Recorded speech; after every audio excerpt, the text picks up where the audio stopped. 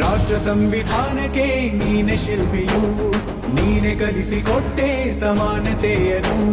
ನಿನ್ನ ಲೇಖನಿಯ ಬರಹ ದೇಶ ಗರ್ಜನೆ, ಒಂದು ಮಾತು ಕೂಡ ಭೀಮ ಗರ್ಜನೆ. ನಾಯಕ